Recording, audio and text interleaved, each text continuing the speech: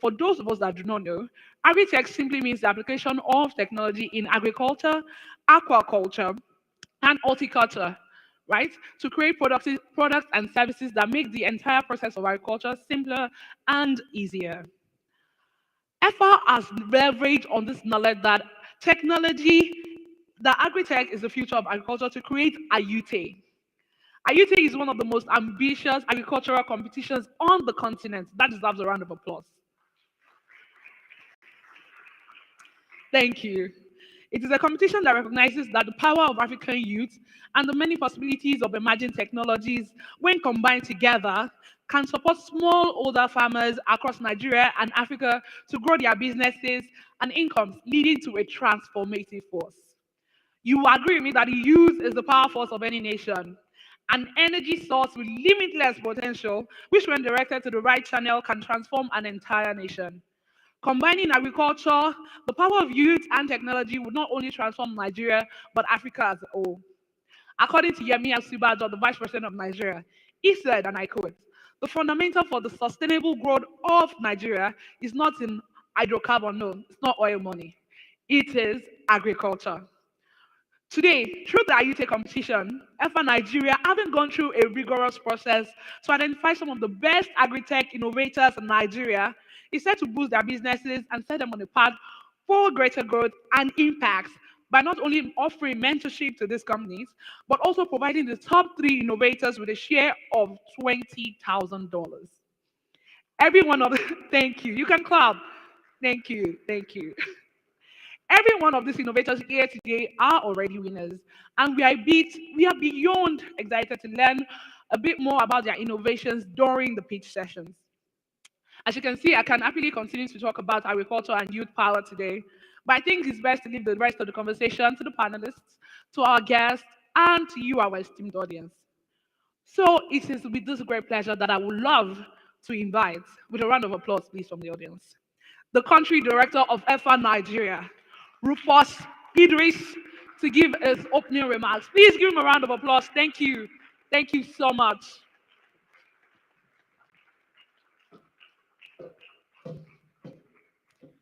You can keep clapping. Thank you.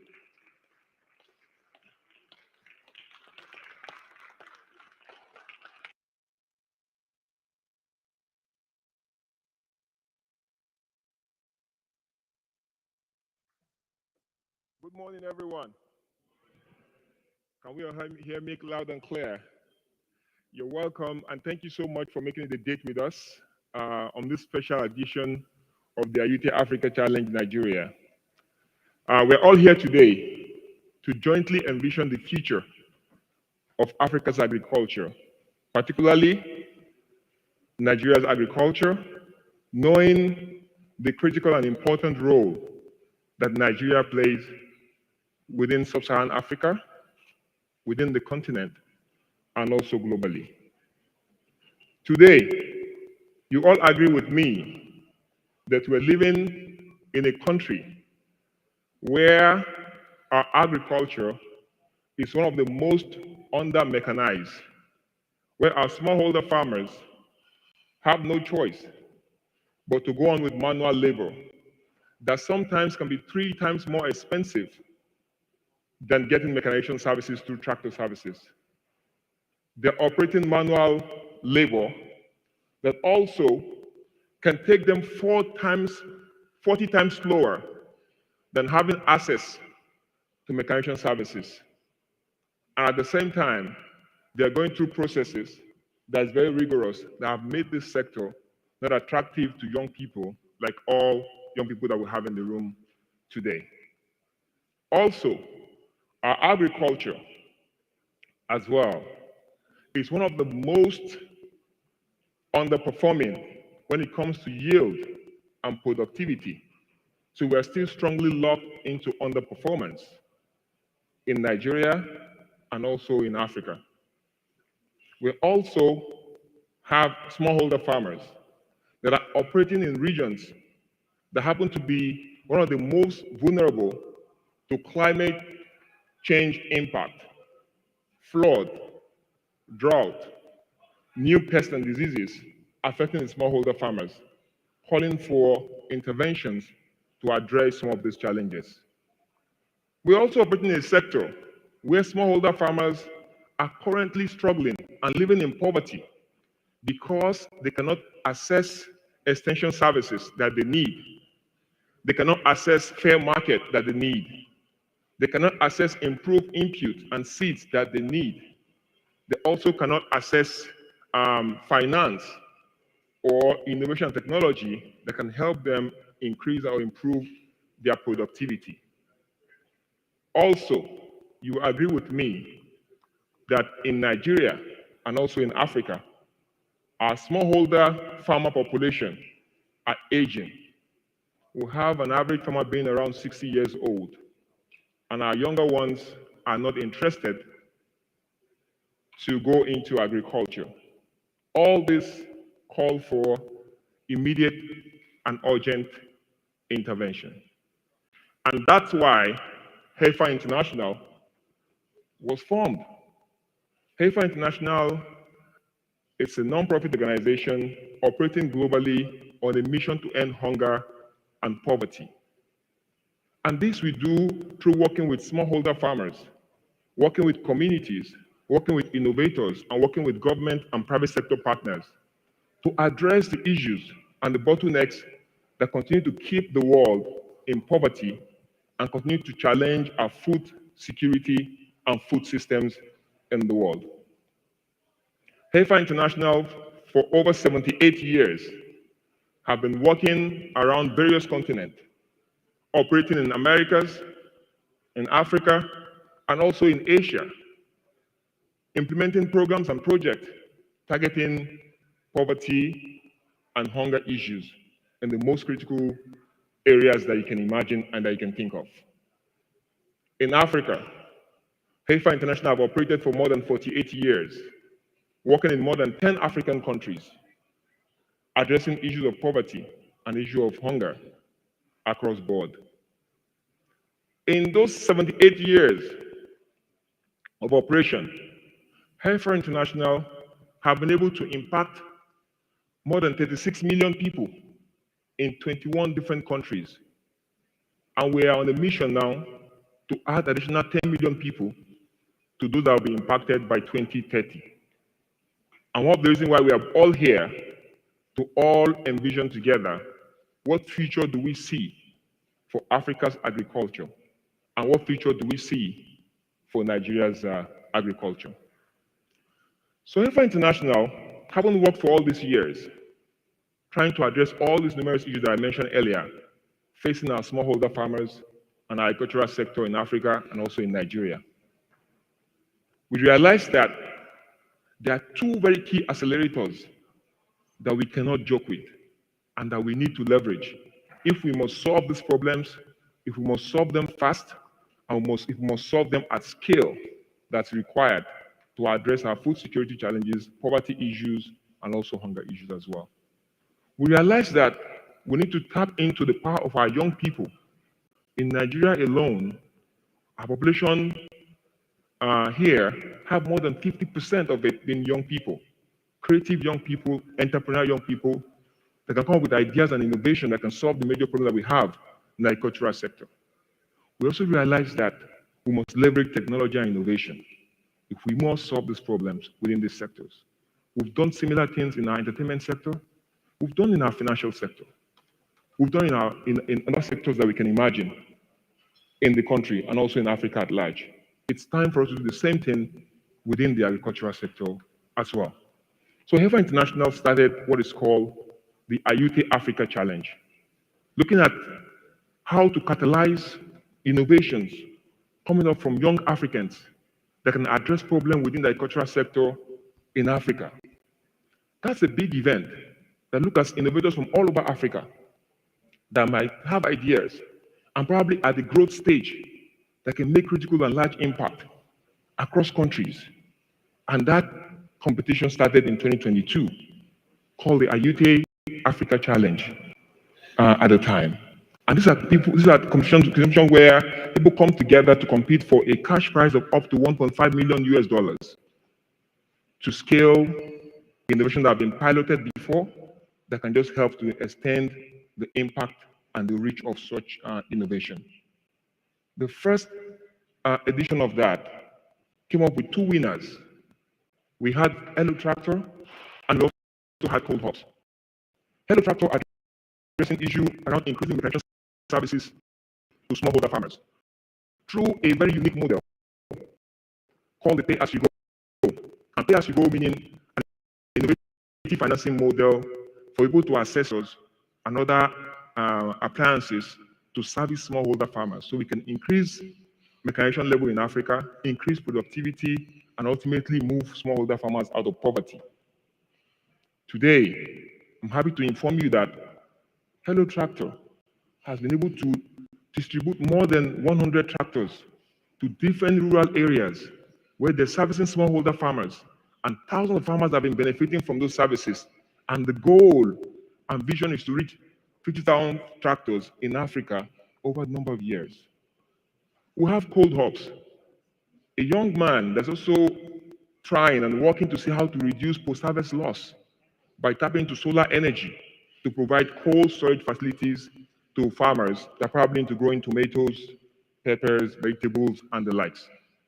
When I look at this picture, what comes to mind is that to solve Africa's food challenge problems, we have to address not just the issue of increasing productivity by supporting mechanization and other services.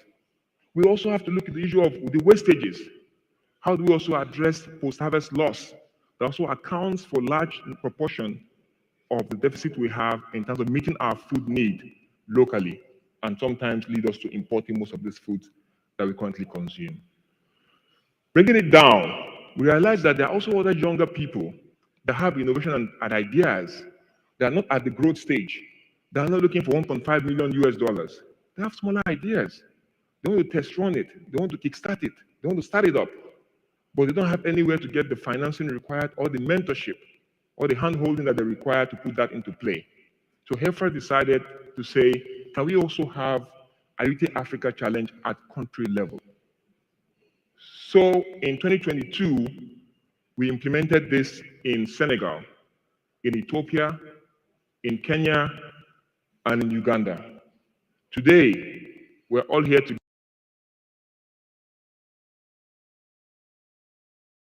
of Nigeria implementation of AYuTe Africa Nigeria. Please, a round of applause, please, for Helfer International. And today we're here in Nigeria. We're here in Lagos to jointly see and witness this special occasion where we will have young people discussing what is the future of agriculture for us. How do we get more younger people to be involved and interested in agriculture?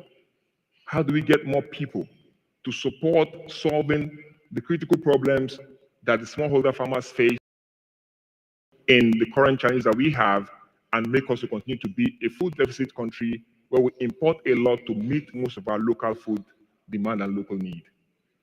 Today as well, you will see some of young innovators that are pitching to win from the cash prize of 20,000 US dollars to support or start up their ideas that solving critical problem areas, like I mentioned earlier, within the agricultural space. The young people like you. So we look forward to some of you in the room by our next edition to also be part of it. Bring up your ideas, get involved so we can solve and rescue this particular sector that should be a prioritized sector if we must get out of this food security challenge that we have as a country. So ladies and gentlemen, I welcome you again today. Relax, enjoy, and participate in this program. Thank you so much.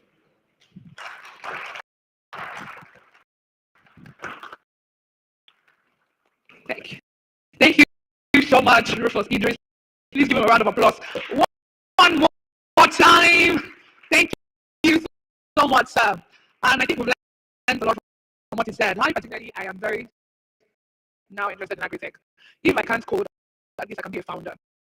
I think agri-business has always been interesting to me because I feel like people have to eat 3 times a day, right? So if I eat 3 times a day, it's like 3 times as many. And now, young people used to look at agriculture as it's a dirty work, I have to go to the farm, cow. But when you look at the combination of agriculture and technology, in the next 5 years, you might be smiling to the bank, right? So I hope the stories that you would hear today and the pitches and the panel session would inspire you to also start your own solution. Even if you're not starting, you can always share your idea with someone that you think might be interested. Is that okay? Thank you all so much. Mr. Rufus has started us very well on this journey, and without further ado, we'll be sharing with you videos that are designed to not only inspire you, but also welcome you to this event. We'll be hearing from the Senior Vice President of AFA International, Adesiwa Ifedi. Please give her a round of applause. And Effort.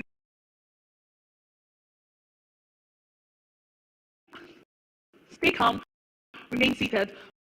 Please ensure that your phones are on silent. Please ensure that your phones are on silent. Be sure to take pictures, and any word, any snippet that you learn from today's event, make it sweet. Use the hashtag AYuTe Nigeria 22. Thank you all very much.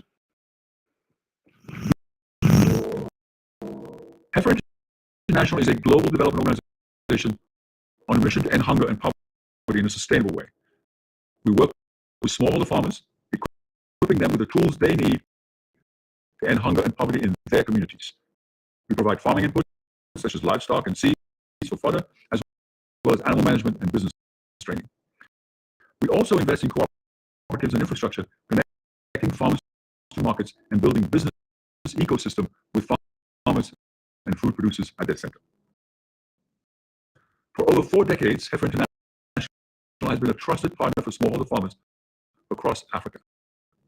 Now, we're eager to support them by accelerating the exciting convergence of tech entrepreneurship with agriculture's immense opportunities. Whether through apps, drones, tractors, or other tech, Africa's young creative professionals are deploying tech innovations that are reimagining farming and food production across the continent. They know the farming struggles of their parents' generation may have discouraged many of their peers, but they still believe farming can provide a promising future for their generation because they have fresh ideas for how an occupation often associated with hardship can be productive, profitable, stimulating, and rewarding. Despite the impact of the global pandemic, we believe there are many reasons to be optimistic about the future of African agriculture and African youth. And we're excited to share some of these with you today.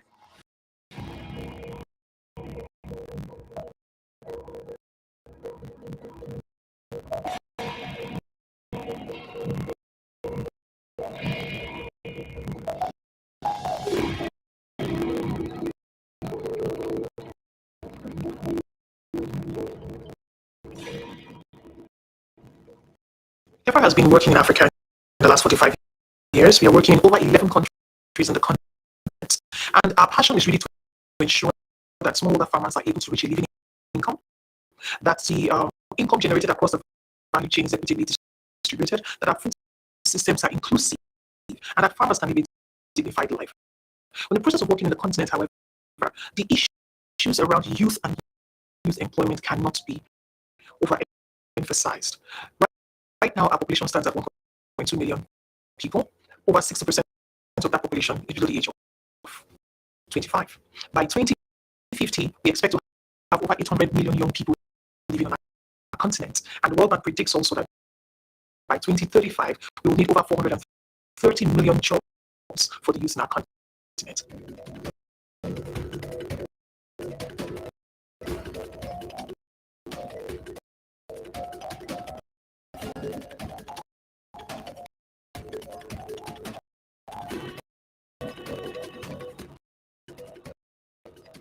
With the bulging youth population and the issues of unemployment with the young people, we now also have the scenario where we have an agricultural sector with the world's largest arable land for farming, but also a sector that is underproducing.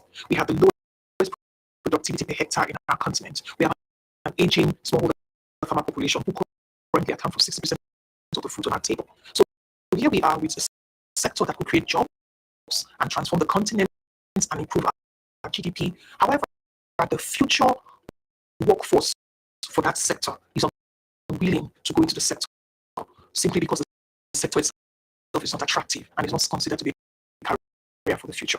And this for us in HEFRA, we saw these two challenges as the dynamics that if brought together effectively and leveraged through technology can actually become an opportunity.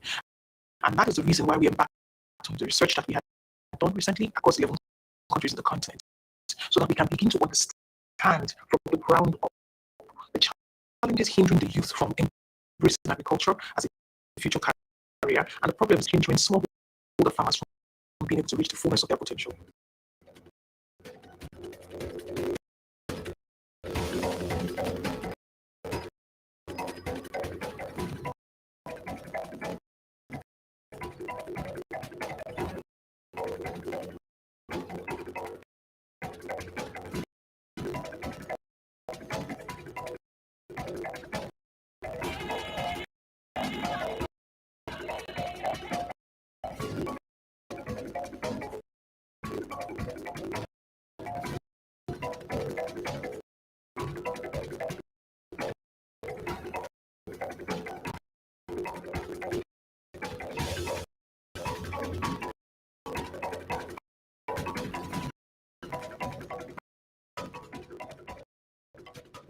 The things that we learned from that report is the impact of COVID.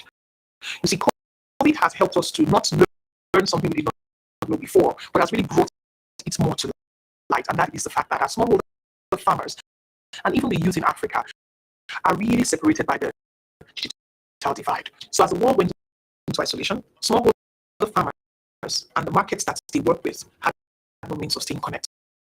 So the rest of the world was able to get online, sit on Zoom calls, go back to business as usual, leveraging technology. Smallholder farmers and the communities where they live and work do not have those privileges because they are living in low infrastructure environments. And this, of course, means that the impact of COVID on their businesses was really, really severe. The report revealed that only 23% of the youth working within this space had access to relevant technology to work with. This means that there is so much that needs to be done for Africa to live from, leveraging technology platforms that will keep farmers connected and enabling them to continue business and to continue to interact with the rest of the world is extremely important. And that is one of the things that this report also showed. The need also to make the sector more technology enabled so that the young people who are passionate about wanting to work in agriculture can also be able to bring in their tech passion into the sector and solve the problems that are needed across the sector to make smallholder farmers remain connected to the markets that they serve. This technology must be compatible with the smallholder farmers' challenges, with their level of education, with the price point that the smallholder farmer is able to afford, to ensure that there's a sustainable solution and not a solution that is not sustainable or not suitable for that environment where these farmers live and work.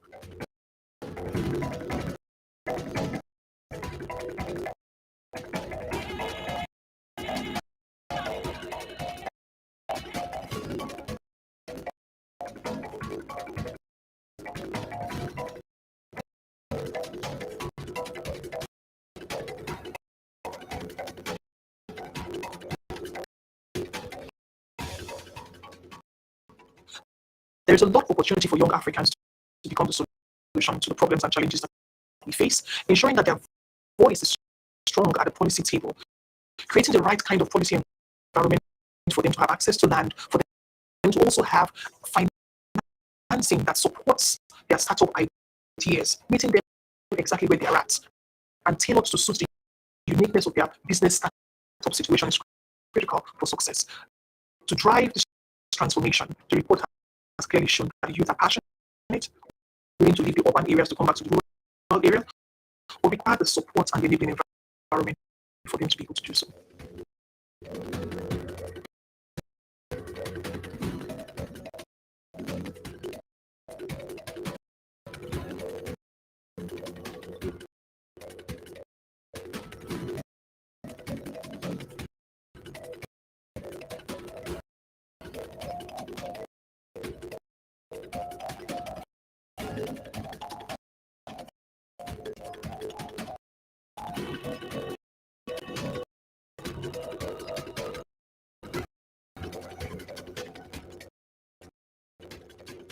Addressing weather conditions is also critical, because that also from the report showed that it contributed 30% to the challenges farmers are facing in terms of productivity.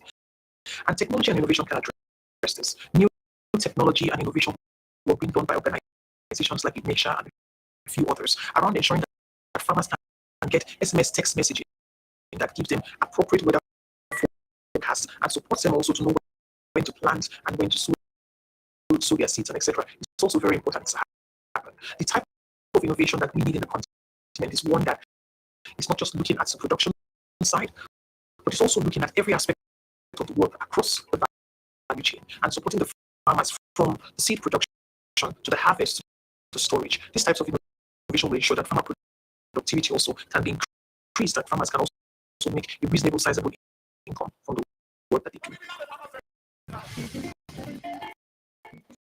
We believe that there are lots of possibilities.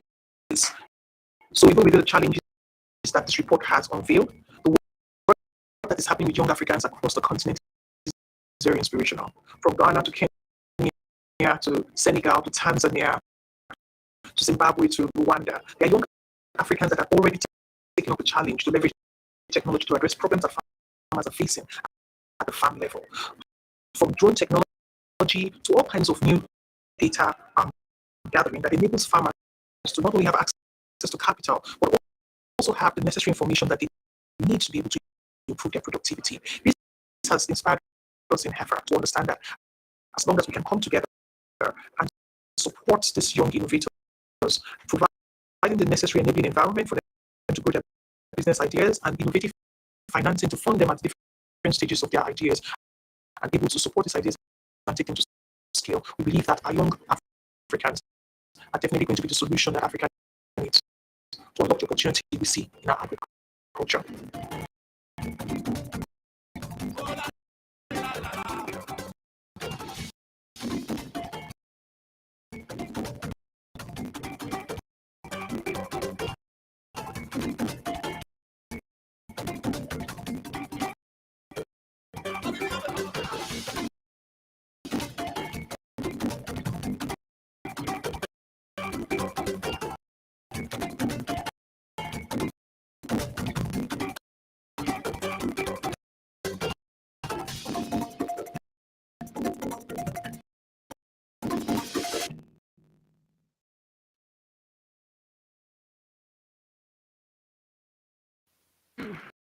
Thank you all so much.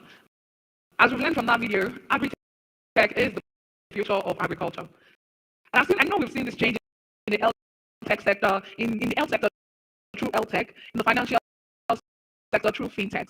And I am here to remind you again that agri-tech is the future of agriculture.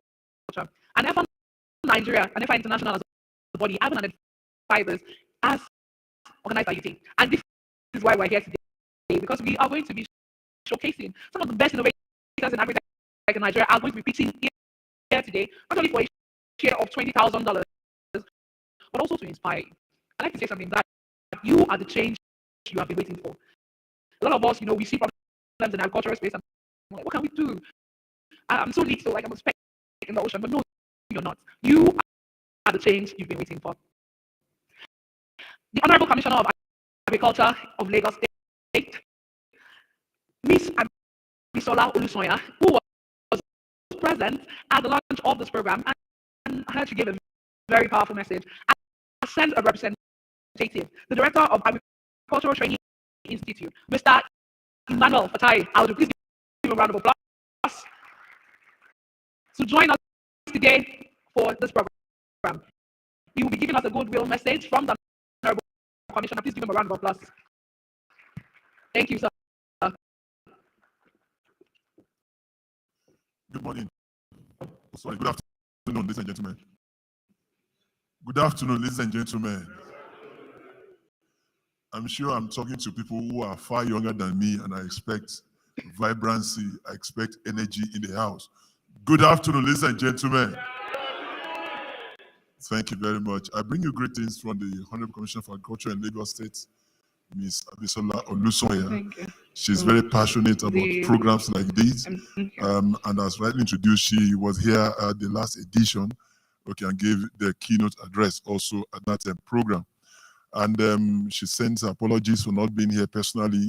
We all understand the times that we are in Nigeria, the political environment that we are in now, and the demands it makes on most of our political officers. And so she has sent me to rep her at this event, and also gave me a prepared speech to present on our behalf, which I will try to adumbrate and then speak to as quickly as possible. Something happened during COVID period where there was a lockdown, everyone was at home, nobody needed much fuel, nobody needed clothes, nobody needed to buy a vehicle or change TV, but everybody needed food. Every household required food, so much so that we saw the break-ins and to food storage warehouse where food were stored. They were breaking there and people were taking out the food because at every point in time there's always a demand for food. In Lagos State, we have that every day food worth 9 billion naira is consumed every day, single day in Lagos State. And you can expand that across Nigeria, take that across Africa. That tells you the immense potentials that the food systems or the food value chain brings to the table in terms of economic gains to value chain actors, especially our youths who are seated here today. My daughter, who is a graduate of one of the foremost universities in the country, sat me down one day and said, "Daddy, why are you not a doctor? Why did you do engineering? Why fisheries? Why agriculture?" I looked at her and I smiled because she thinks what I'm doing is not, is not noble. What I'm doing is not popular. What I'm doing is, is not where you wear the white shirt, the purple tie, the blazer, and all of those stuffs. But my hands get dirty most times. My shoulder gets dirty most times. She looked and said, "Why are you in this field?" I looked at her and said, "Fisheries paid your school fees. You need to celebrate that. Agric took you through school. You went to the school you attended and you rubbed shoulders with people who were in the banking sector, who were in engineering, who were in medicine, because your father decided to take on the line of fisheries or agriculture." So I see us seated here today, our youths who are here today.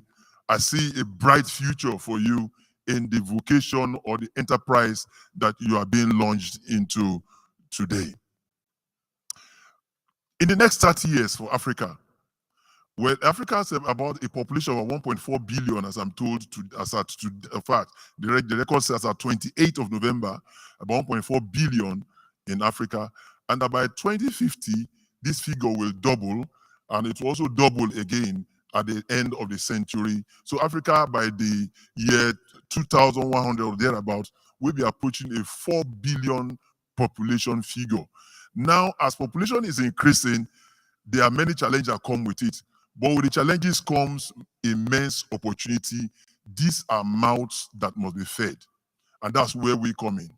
The immense opportunity it throws open to us as you to participate and take advantage of the economic benefits that will come up is what I'm bringing to our youth who are in the house today. And of course, to everyone who has been that should I invest in agriculture, should I go into agriculture, the opportunities indeed are there, and it is indeed immense. And I would like to encourage you to take the bull by the horn and come to and join us in this space, knowing very well that at the end of the day, the Ferraris, they are there for us to take on to. That is what I'm bringing to the table today. So in talking of Africa in the next 30 years, what should we be doing to ensure that our food system is able to meet up with the demand? We should increase investment in mechanization, as I've been told. We should increase investment in mechanization, develop technologies, invest in developing viable seeds such that productivity per square meter is greatly enhanced, and then this can become more encouraging to our youths in this space. As a government, talking of technology, we started the project similar to what has been said just now, and that project is called Tractor on the Go. We have acquired brand new tractors with implements, and all of this is designed to be taken out on a tractor hailing app, just like you have the hailing taxis around. You sit as a youth, you are in the comfort of your farm. you know, request for a tractor, and the tractor and the accompanying implements are brought to your farm to assist in mechanization of the farming system. That's what we have done as a state government. Still looking at that also, if you want to clap, please do. Now, when you look at our market system, our food systems, it's not, you know, it's characterized by about 3 or 4 factors. One, wastages. 2, unhygienic environment. Let me stop there. So as a government, we are looking at establishing modern food storage systems, which we call the Lagos State Central Food Systems Logistics Hub. We are developing this hub at K2 on the way to Ekpe. Now, the essence of this system is that food can be stored within the system with all the auxiliary infrastructure that is required to preserve it and ensure that should there be distortion with this system, Lagos will have food stored that will last at least 90 days for residents in Lagos State. Now, while doing that also, we also stepped it down to what we call the mid-level agro-produce hub. And we have developed the pilot of this at Mushin Idioro. The project is about 95-97% completed and will be launched before the end of the year. Now, this is to modernize how food is presented, how food is sold in a clean, neat, and hygienic environment with international best standards brought to play. Now, we are planning to replicate all of these across 6 locations of the state and also cascade that also to what we call the last mile markets, which will be markets that are close to residential areas, such that what you have overseas, what you have abroad, the kind of environment where you go to the market, your shoes doesn't get dirty, there's no mud anywhere, but you have a hygienic system that offers food and food products for Lagosians is what we have developed within the state. And all of this, as the new year comes in, you will see all of this coming up fully in the state. On this note, I'd like to appreciate the organizer of this event for taking this, you know, agriculture and giving it more prominence, and in fact, making it attractive for our youths to engage in. As you know, in the ministry, I handle a project that is called the Lagos Agripreneurship Program. And this program is designed to provide capacity building for women and youths, young school leavers, unemployed youths who are interested in agriculture. What do we do there? We house them in our facility at Ekpe there for at least 30 days, and we provide them with world-class training from seasoned professionals to engage them, train them, pass down the rudiments of successful and sustained agricultural practices. And after doing this training for 30 days, we don't just let them go, we attach them to commercially established farms within the state for internship and mentorship for at least additional 2 months.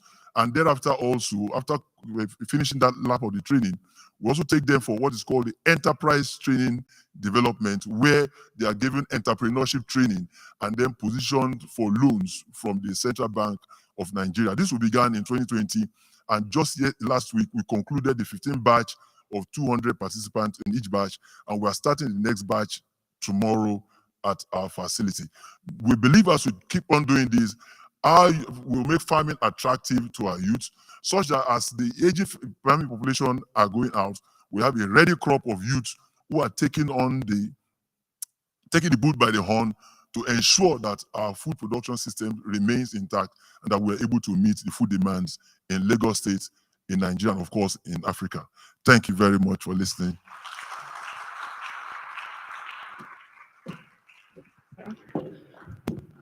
That was a beautiful one by the Honorable Commissioner, ably represented by Mr. Emmanuel Fatai Aldu, the Director of the Agricultural Training Institute. Please give him a round of applause one more time. If there's anything I've learned from what he said, is that when agriculture comes calling, you say yes. You say what? You say energy. You say what? With a loud voice and with a lot of energy. Agriculture is not just the future. The future of agriculture is not just rice. The future is now. And when agriculture comes calling, you say yes. There was a lot of quotable quotes, let me use that word, from what the Honorable Commissioner said. Please don't forget to tweet at FA Nigeria and use the hashtag AYuTe Nigeria Challenge or AYuTe Nigeria 22. Thank you all so much for being a very kind and patient audience. Without further ado, we're going to go into the next agenda on our program of events. We would be hearing from our keynote speaker. Please give him a round of applause. Yes, we'll be hearing from our keynote speaker, Shri. Shri is the founder and CEO of Kuza. Kuza is an innovative social technology enterprise leveraging its community engagement methodology and digital infrastructure to empower frontline smallholder farmers through an innovative digital catalog of learning content. Shri could not be with us physically, but would be hearing from him virtually today. So don't forget to put your phone on silent, tweet what you learned from the session, and trust me, I'll be back to even ask you what you learned. So let's be patient and thank you all so very much. Good morning. I would like to thank Heifer for giving me this opportunity. My name is Sriram Bharatham. I am the co-founder and chief mentor at Kuza One, an agtech social enterprise from Kenya. The world is not a level playing field, especially for some of us as innovators from the African continent. If there's a PIN code for the world, it would be 1114. That's a billion population on Americas, Europe, and Africa, and 4 billion on the Asian continent. Come 2100, we are going to see a staggering growth of additional 4 billion people on this planet Earth. It's going to be 1145. While this is going to be a big challenge, it can also be a big opportunity. Heifer's recent report on youth highlights that the median age of the African is 19-year-old. With almost 70% dependent on agriculture, let's zoom into the challenges faced by our customer. The average age of this mama farmer is about 60 years old. Nobody knows her. The telcos, the banks, and including the local governments really don't know her, talking about a KYC. And the extension service, the public extension services are broken. The current average on the African continent is one public sector extension worker serving about approximately 5,000 and upwards. Now, for her to be able to get access to quality inputs, credit, access to market, and leave alone the regenerative agriculture and climate smart agriculture techniques. For once, thanks to COVID, the entire world has literally stopped and relied on those who are on the front lines, the ones that are producing our food, taking care of our health and safety. So we have a choice. Either we wait till the cows come home or put up our hand and take action. I personally believe extreme conditions are a fertile soil for extreme innovation. We are actually witnessing some interesting trends in the past 1 year, especially because of COVID. Citizens have now become netizens. Now we see this happening in our day-to-day lives. Almost everybody has now started adopting digital technologies. People are becoming time poor. What used to be about 30 minutes pre-COVID has come down to 3 minutes. Especially both the rich and the poor have become time poor. People don't have time. And everyone is expecting for instant gratification. Last mile is the first mile. Now, as a matter of fact, learning has become contextual. Like all of us, we had absolutely no idea about COVID or anything like that, but we all learned so quickly in the moment, in the context of the situation, and we have adapted to the new normal. And by the way, if we are thinking that, yes, can we throw a lot of money at it to solve this problem? Honestly, no. Money is no solution. And we've learned that collaboration is the name of the game, and no single person or organization has answers to all these questions. So where do we go? We actually believe that the next billion-dollar enterprise is one that solves a problem for a billion people. Now, at Kuza, we are creating an enabling environment by crowding in multiple ecosystem actors from public, private, and development sector.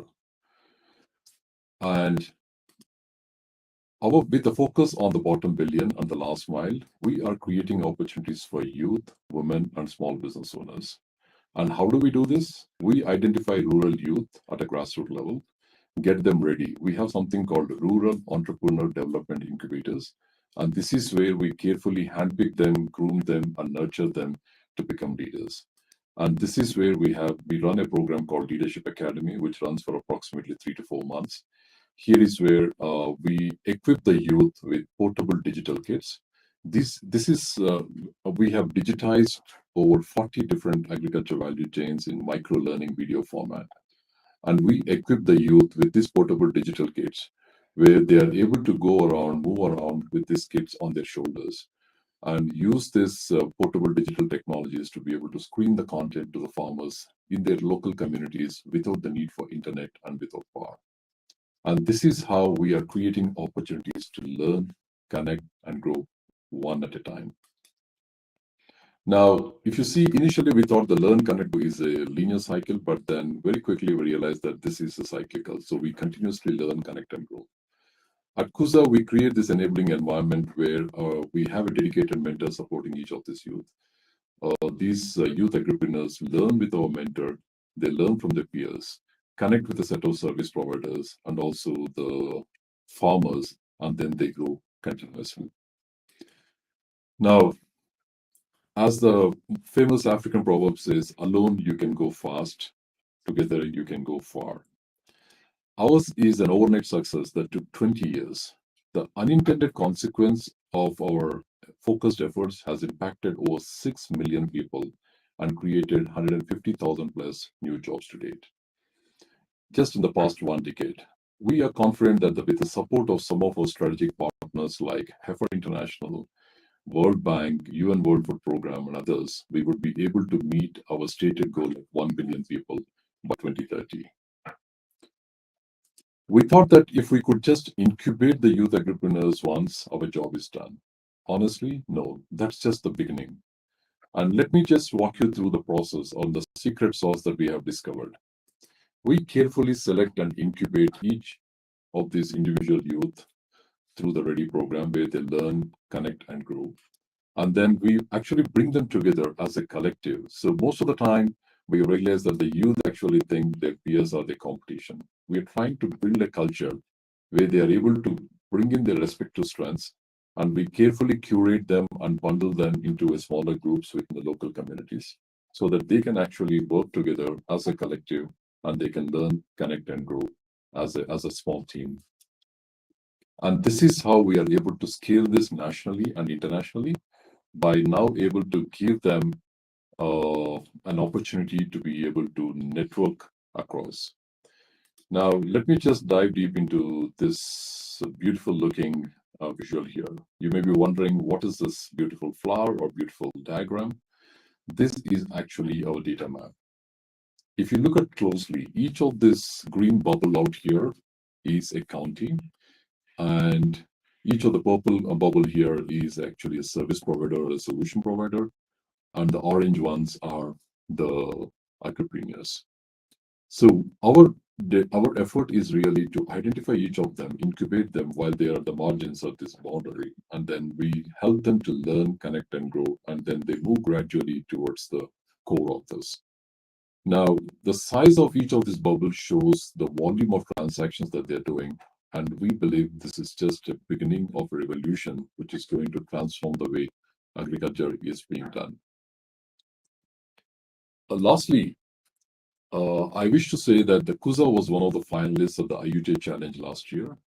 Although we were not the winners, we were fortunate that together we have created with Heifer, co-created a program called Digital Agriculture Champions that is at the core of Heifer's strategy going forward up to 2030. The future is now. Let's all learn, connect, and grow, and then let's put up our hand and then make the best out of these opportunities. I repeat, we don't have to necessarily wait till the cows come home. The time is now, and let's make it happen. And congratulations to all the AYuTe Nigeria finalists, and thank you, Heifer, once again for giving me this opportunity to be able to be in front of you and be part of this celebration. Thank you so much. Won by Sri. Please let's give him a round of applause.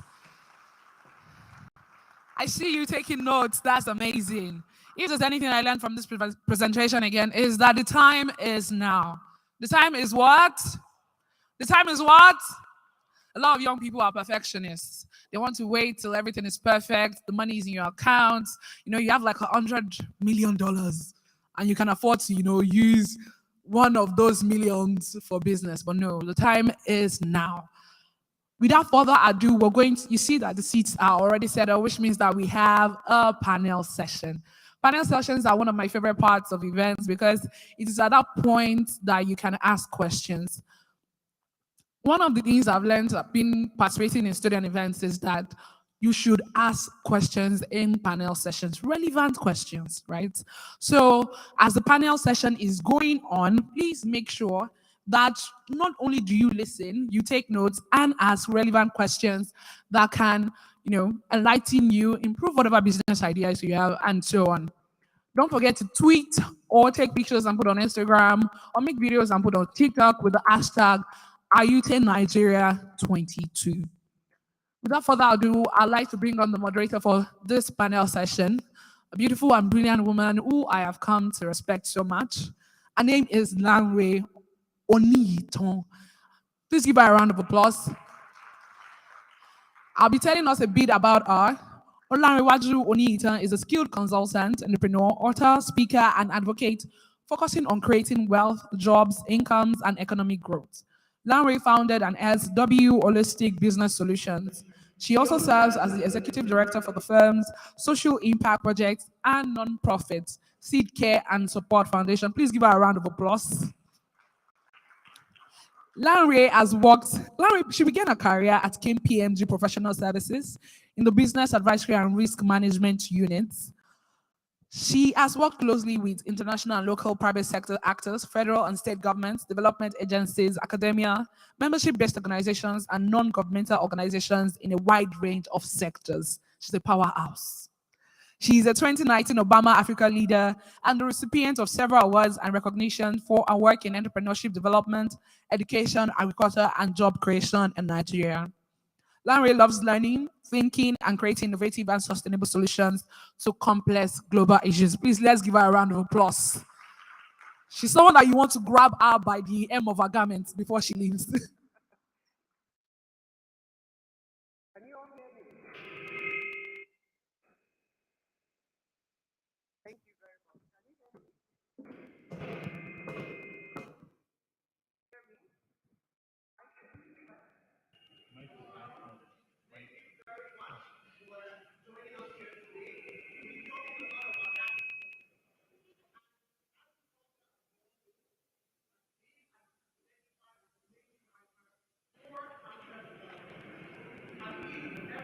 She's supposed to have a mic on.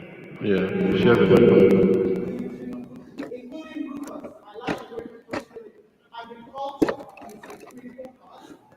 Just give her a mic. That makes things easier.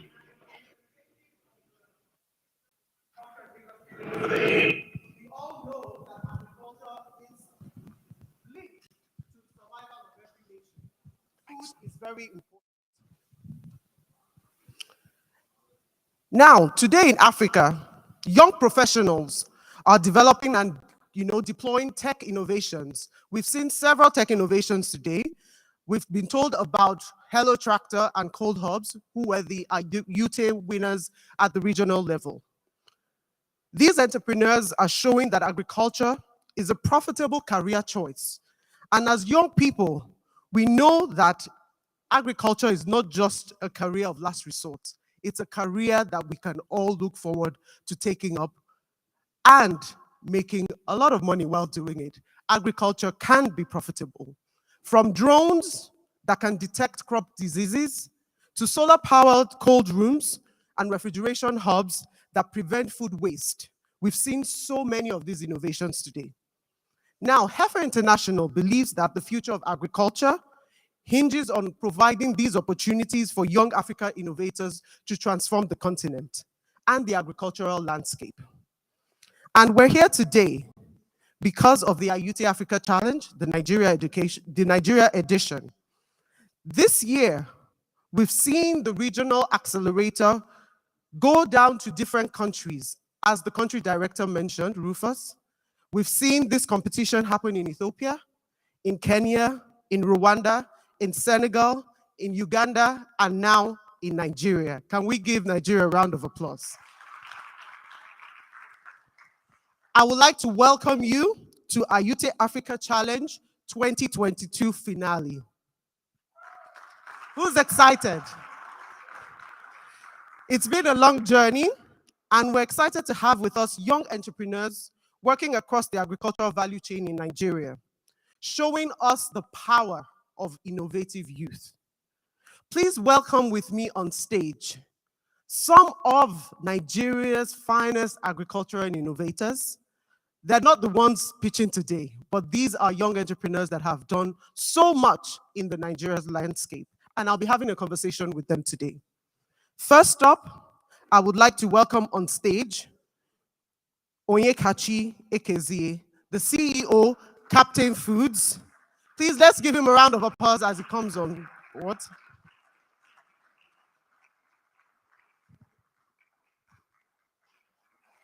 Let's keep clapping. Onyekachi Ekezie. I like him because he comes with his products. So Onyekachi is the founder and CEO of Captain Foods, a Nigerian food processing company based in Lagos. Captain Foods was established in 2015, and they produce a blend of pre-cooked and packaged food that serves the needs of families around the world.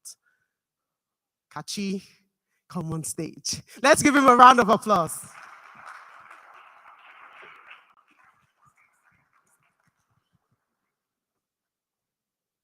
Next up is another fantastic young man. He's a friend of mine. His name is Ayo Arikawe. He is the co-founder and CTO of Thrive Agric. Ayo?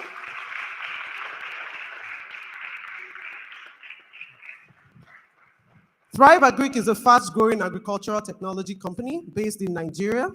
They are passionate about ensuring food security. It was founded in 2017 based on a vision to build an Africa that feeds itself and the world by linking smallholder farmers to finance, data-driven best practices, access to local and global market for commodities. Let's give Ayo a round of applause.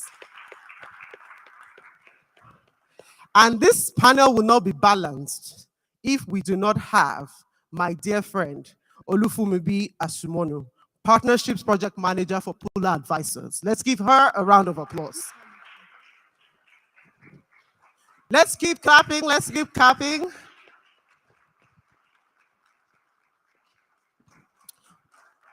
Oluwafumibi is the Partnership Project Manager at Polar Advisors, an organization that powers the resilience and profitability of smallholder farmers across Africa. Let's give her a round of applause. Is she looking good today? So we're going to go straight into the panel session as I take my seat, and we'll be having some round of questions before I open the floor for the Q&A. Thank you very much.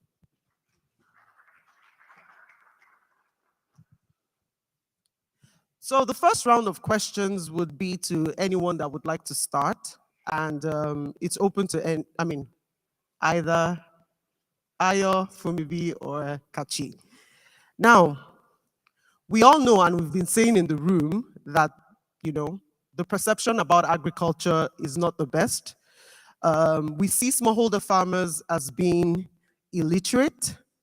The farm work is backbreaking. We all don't want to do manual labor. And this is not the best for young people. A lot of young people do not see this as attractive. What steps do you think can be taken to destigmatize this perception? And can you share how your organization or you personally has helped to improve the lives of smallholder farmers and encouraging young people to participate in agriculture? So I'll open the floor for anyone who would like to start. Good morning, everybody. Can you guys hear me? Can you hear me? Yes. Okay. So I'm Kachi Ekezie, founder CEO of Captain Foods Limited. So to answer your question, Larry, I think I'll use myself for an example. I'm an engineer. I worked in oil and gas for about 7-8 years before I founded Captain Foods. And you all know that oil and gas industry is a very, very lucrative industry in terms of the kind of revenue you can make from the oil and gas industry. And for me, I took a decision in 2015 that we need to diversify our economy into going into the food processing and agricultural space. And for me, seeing that opportunity as a young person, I was younger when I started the company. I think that young people have to look in that direction as well because um, other areas like oil and gas these are natural resources that are definite. You know that at some point the oil is going to dry up and you have to find something else to do. So for me, young people have to look at agriculture across the value chain, not just in farming. There's the processing angle of it, there's the marketing angle of it, there's the distribution angle of it. So um, it's a lucrative business. For example, with the ready stews, we work with smallholder farmers locally to get our tomatoes from them. But we also sell in Nigeria, but we sell in the US and we sell in the UK, and we earn foreign exchange from that. So, and it's a product that people use every day. So once you're able to build a market for yourself, you can it's a business that you can earn revenue from every day for a long period of time. So young people have to see agriculture in two ways: working with smallholder farmers to be able to offtake their harvest and trade, whether it's a local market or export. And then if they want to get involved in the value chain, I also think that there has to be some mechanized aspect of farming that they don't see it as a backbreaking thing. I'll give you an example. In Italy, we the tomato farmers are able to get 500 tons per hectare on tomatoes, but in Nigeria, we're getting about 2.5 tons per hectare. So you see the difference between what Italy is doing and what Nigeria is doing. So young people also have to see the profitability in the business for them to go for it. So it's a holistic thing. There's a lot of work to do, but I think the earlier you get involved, the better. You don't want to come in when things are obviously, everything is working well. But there's a lot of ways that young people can get involved now, other than running away from the country, which seems to be the new thing that everybody's doing now. But I think we can get involved in the agricultural space early, either with working with rural farmers and also getting involved in their own in farming and trying to mechanize it. I know it's expensive. The government has to do their own play their own role, and also encouraging farmers to young people to get involved. But I'll talk more about that in Thank you, as the Kachi. session goes. Yes, so that takes me to my questions for Aya. So Heifer International's report, The Future of Africa's Agriculture, we see that only 23% of youth are involved in agriculture report using any form of technology, with most of them citing access to finance and funding as being a barrier, to entry into the sector. As a young entrepreneur who has been in the industry for over 5 years, how critical is access to finance for growth? And what innovative ways have you used or your organization has used to raise funds? And what advice can you give to young people today trying to raise funds in this space? Yeah. Thank you, Larry.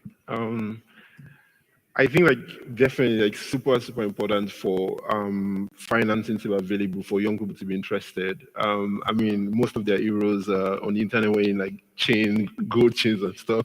And so you can only imagine that if they don't think about agriculture as profitable, then they don't want to be there. I think what we've done, and I think what I tell young people all the time when we got started was we just started literally with what we had. I think our very first transaction, my co-founder and I went to school together, and then after university, we met this other friend whose dad had a soybean factory, and he said they had challenges sourcing soybeans. And so what we would do typically is, I was in Lagos, he was in Benue, so we go to Benue, work with the farmers, load the truck. I'll go at 3 a.m., stay at the factory, and just ensure that the delivery process went well. And that was typically how we got into agriculture and how we started that. And I think that at the point when we got our first investment, which was in 2017, our first equity investor, it was really that story of we're not waiting for an investment to get started. like we're actually on the field. So I think like for young people, the very first thing is like, what have you done so far? Like even if it's literally like going to buy tomatoes in Kano, getting into a car and supplying to Kachi, that pays you 50,000 naira for it, right? And you do 3 trips of that, like people then know that you've done something solid. But I think like beyond that, starting what we've done at Thrive. So today we work with about 450,000 farmers across the country, and we've provided about $150 million in financing to them. And we've done that. We've built something internally called the Agriculture Operating System. Is a suite of apps, works entirely offline. Is able to go through, capture critical data on the farmers, things from his planting history, his willingness to lend, puts them into trust groups, and then provides credit to them. And then obviously providing them advice, whether it's things around based on rainfall patterns, sort of seeds to use, sort of fertilizer to use, and at the end of the day, helps collect the harvest and sell. So sort of end to end. And I think for us, we've then plugged this to banks who rely on that data to provide lending to farmers. And I think like what's critical is they're able to, because for most of them, when you say there's an Aisha Mohammed in Kaduna, it's just a name. It means nothing, right? But like with the platform, they're able to see, oh, this is an Aisha Mohammed. She's lived in this environment for 20 years. Our community leader trusts her. She's in a trust group of 3 people that want to cross guarantee her. She has been planting maize for over 5 years. Our yield over time has been 3 tons. And now, if we give her a loan, we can get that to 6 tons. So that's what we've been doing to be able to drive financing as an organization. But I think even beyond the smallholder farmers, actually all the young people involved. So today, we have about 2,200 people working at Tribal Greek, and the average age is about 27, right? So like, and these are not, they are not. They are, when I say working, they are not on the farm, right? They are not like picking rice or anything. Like they're literally like, so some people are working in tech, some people are working in business development, some people are working in commercial, some people are working in sales. So when we talk about working in agriculture, it's not really until you're on the field itself, like carrying a hoe, right? But beyond that, also, as I said, even with those farmers, there are new things that can be done. You can work on like you can become a drone sprayer, right? You can buy a drone, help people map their lands, spray their lands. You can become an extension service agent, even with us today. So for most of our extension service agents, they're basically on a bike with a smartphone, going around these communities, providing advice to people. So I think like those are some of the opportunities that exist for young people in this space. But I would say, specifically as regards financing, one thing that is super critical is get started, right? Like just have a proof of concept, have something that you are known for, and like you've been consistent in over it over time, and then as the funding opportunities come, you can then leverage that. And then breaking the bit also, as I said, there are beyond there's grants, there's debt, there's equity. So don't lock yourself into like one sort of finance. Just open process and see what's available. Thank you, Ayo. One thing I find inspiring about Ayo's story is the fact that they just jumped into it from university. So Ayo is a graduate of Covenant University, and him and his co-founder were schoolmates, and they didn't have all the cash, and they were able to start Thrive Agric that now serves over 450,000 farmers.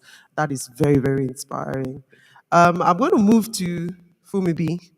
Um, we know that technologies such as cloud computing, open source software, drones, satellites, that helps to improve weather forecasts, lots of things are out there. And we've seen that some of these innovations in the agri space are helping farmers to improve yields and food production.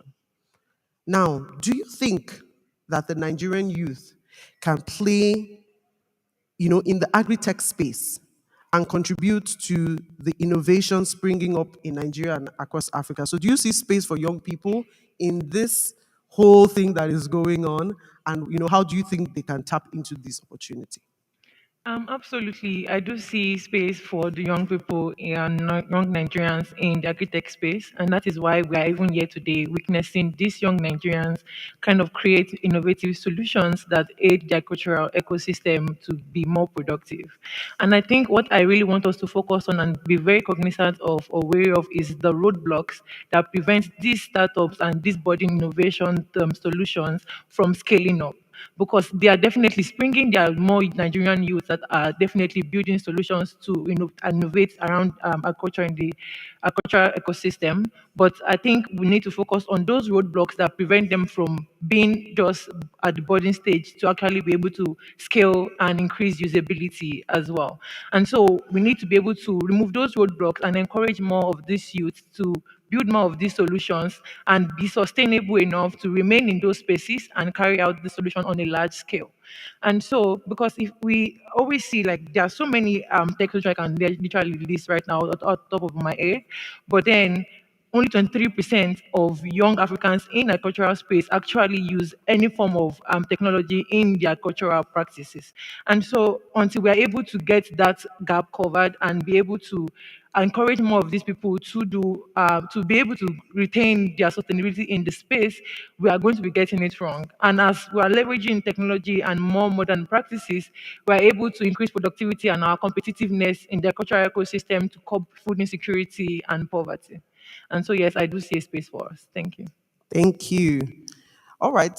Kachifumi has stated and touched on some of the key reasons why, how youth can participate in agricultural innovations and, combat different issues. How can we design programs that would, attract young innovators to solve problems of smallholder farmers in this sector? Okay. There's a lot that could be done for the smallholder farmers. As you know, the educational level for the smallholder farmers either it's very low or doesn't even exist. And there are a lot of things that young people could do to enable smallholder farmers to become more, profitable in their business. Obviously, bringing in technology, but I think there's a distinction between that needs to be made between the rural office, the rural farmers, the urban farmers, which are the young, up and educated, need to come in to help bridge the gap between the knowledge base to help increase the knowledge base of the smallholder farmers. So basically, I think that we could create programs where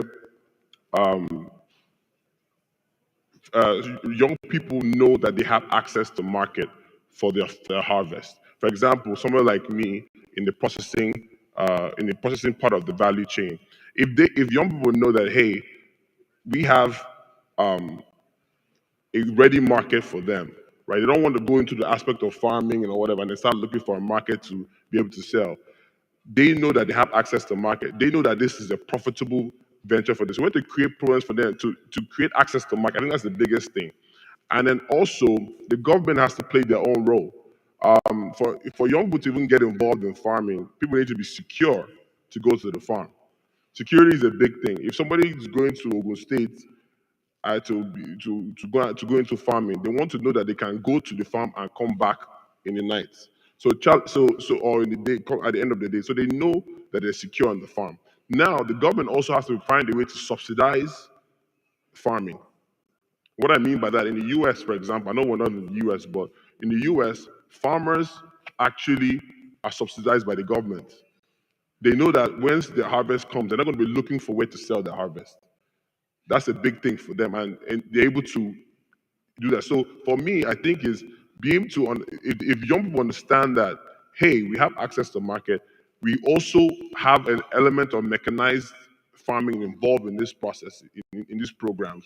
I think they'll get involved because for them it's about not being profitable and also not leaving their quote unquote cute jobs in banking or tech or whatever to go into the sun to now start doing farming. So I think that we need to incentivize young people with programs, access to market, farm power. I was just talking to somebody earlier, a guy from one of the guys from John Deere. He was saying that we have less than 1,000 tractors in Nigeria today, which is me. We're not serious about the sector. So, for example, in India, India just purchased 900,000 tractors this year. So we have to begin to plan for these things. Haifa is doing a lot with Hello Tractor and all of that. So we need to do more, to ensure that people, farmers, young people have the farm power to be able to increase their yield, which obviously increase profitability. Thank you very much, Kachi. And I always say that innovation doesn't always have to be tech and apps. Innovation doesn't have to be all these big and lofty things. We need to find solutions to needs of our end users who are smallholder farmers. So, Fumi B, I'm coming back to you.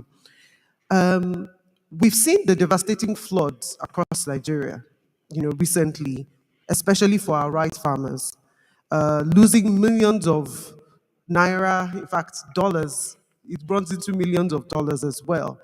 And growing crops and harvesting season has become increasingly unpredictable. So if it's not flood this year, it's drought next year, as a result of climate change. How can smart digital practices and youth innovation help smallholder farmers transform despite all of these issues around climate change? All right. I think first of all, the whole process, there are different technology that can be used to assist smallholder farmers in the entire value chain process. And so, from when they plant, for example, advising them this is time to start weeding your crops or weeding your land and applying certain fertilizer, or this is the type of seeds that you're supposed to plant, and this is where you source your seeds from. Also, the technology around, okay, this is the type of pesticides to use and advisory services in general that are being provided to smallholder farmers so that they are making data-driven decisions. And besides those decision making, also in-season monitoring so that they are also aware of what is going on and predictive analysis that are being done so that they are aware of, okay, in forecasting the weather, for example, this is when rain is going to start and this is how much rain is going to fall. And so that they are aware of those details and then they are using those data that are available to make those decisions. In Polar, for example, we have all of these different serious technology solutions that we use to enable smallholder farmers to transform their agricultural space. For example, after planting, we have the AYuTe index insurance that we offer at Polar, that is a very comprehensive insurance product that allows farmers to be insured and protect their financial investments. And so when they plant, we tell them, or through our IVR services or through SMSs or WhatsApp groups, by letting them know that this is going to plant or the pesticides to use, this is amount of rainfall. If there's losses, we are there conducting crop cut experiments to kind of weigh what is the yield that the farmers have made and what losses have they incurred, and generally just advising them so that even when they have taken all of these data-driven decisions, even when there is now a loss, their investments are still insured and they are not losing all of their financial investment. And so these are the ways that we are using digital smart technology to assist smallholder farmers to transform their cultural space.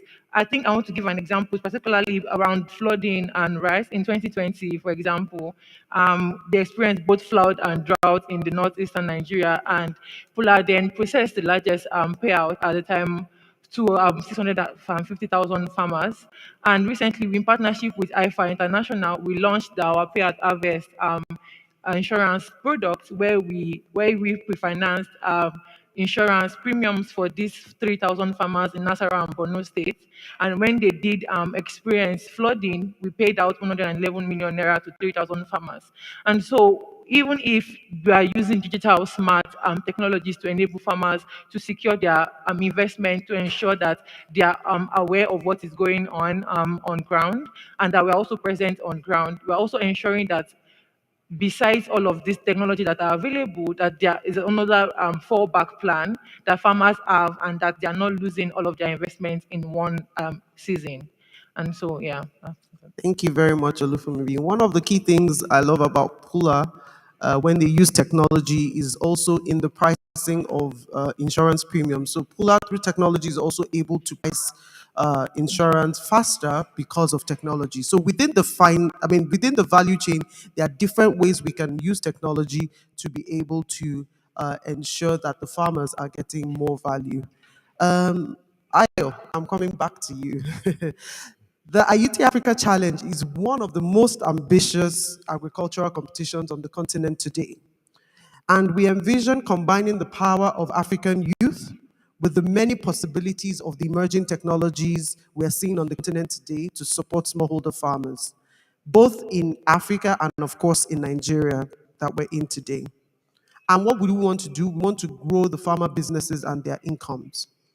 What do you think the impact of this competition would be, and even the community of AYuTe champions, so the winners and even the runner-ups, will have on the Nigerian youth coming into agriculture? And how can we leverage the competition to address the needs of young agripreneurs in the sector? I think it's definitely going to be very significant. I think one of the things about young people a lot is they want older people to look up to, right? And so if, or not just older people, they need champions in a sense to look to.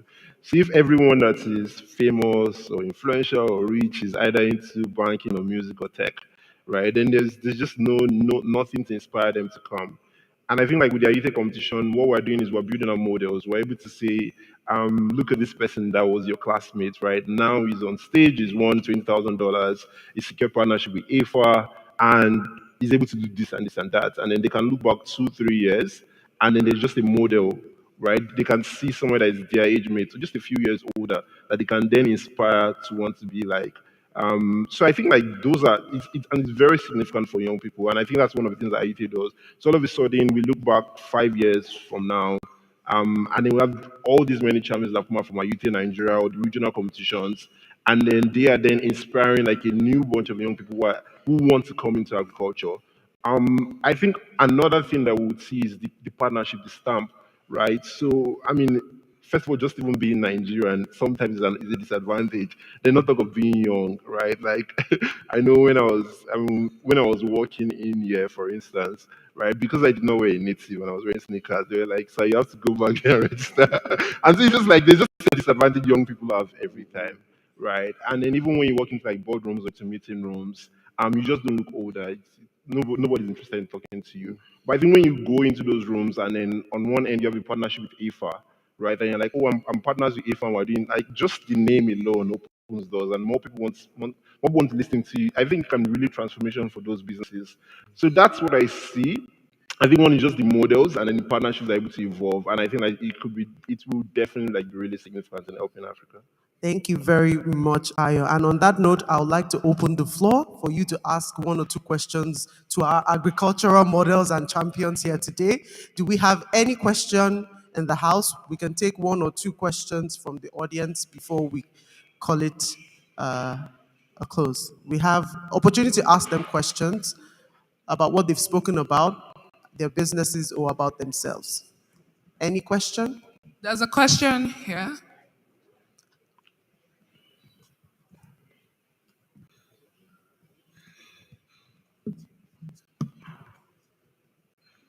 Good day, everyone. My name is Fatoma Ayomide. I'm a student of Mountain Top University studying computer science. So I'll start this way. I'm not involved in farming or agriculture at all, but with everything that I've heard today, I feel like why not try it out? You get so I can easily access knowledge, get to read and know things about agriculture. But you, Ayo, you said you and your friend, your co-founder, started with what you had in school, so like financially wise, right? So I have nothing, but I have passion, and we have a lot of people like that around, young people in Nigeria. So like, to get sponsorship, to get people that want to like invest in what you know, you have to show them something. They have to see what you're doing, what you've done. But without money, without putting down money to like a capital, yes, I can't show. So like, what advice do you have for me and my passion?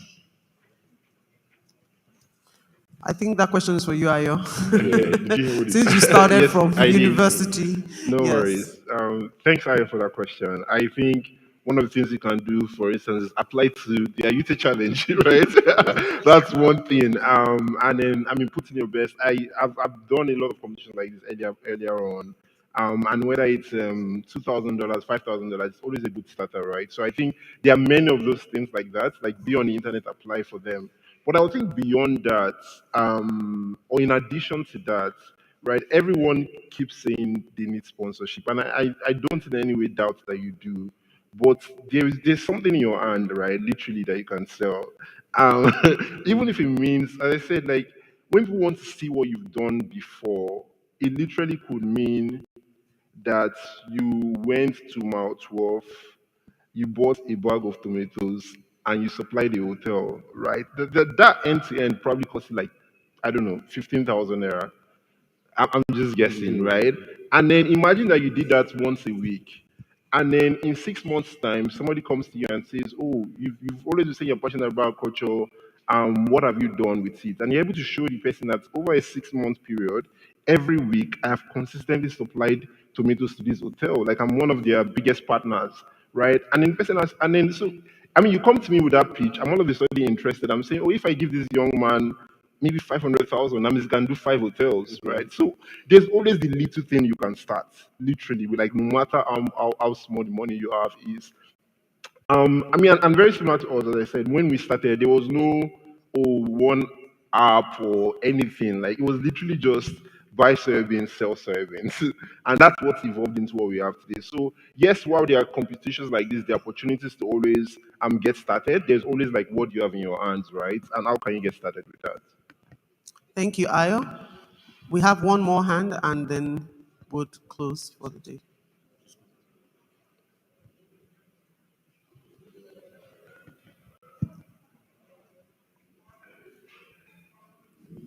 Okay, hello, good afternoon. My name is Kola Esther, and I'm a student of the University of Lagos studying economics education. So, according to what Mr. Ayo said, I took the initiative to help students eat healthy because I noticed a breach in eating healthy in school because we are always busy studying, reading, and we don't really care about our hairstyle. And it's just a continuous cycle of eating rice, beans, and spaghetti. That's all. So I took the initiative of getting foodstuffs to the students in school. So probably like getting getting chicken and selling it at a cheaper price. So instead of me selling it at kilo, okay, why don't I sell a piece for them, and they'll be able to cook and eat. So basically improving their cooking levels and be able to get raw materials to students because it's not readily available and sometimes the market is far from school. So I started and I started getting profit, but the major goal was not about getting profit, it was to make sure students eat healthy. So for me as a young student, not really having the time, but what I wanted to expand was having a mini market or a mini branch in school where we can get good agricultural products for students to be able to eat and cook well in school. So that was basically the idea. And sometimes you don't have the encouragement and the structure to be able to do it, like how to write a proposal, how to do the business, because I know that a lot of money was going to go into that. But with the idea I started, how do I push my idea forward as a student? Are there programs for students or any loans or any partnership that a student can be able to a student like me can be able to invest in or partake in to be able to help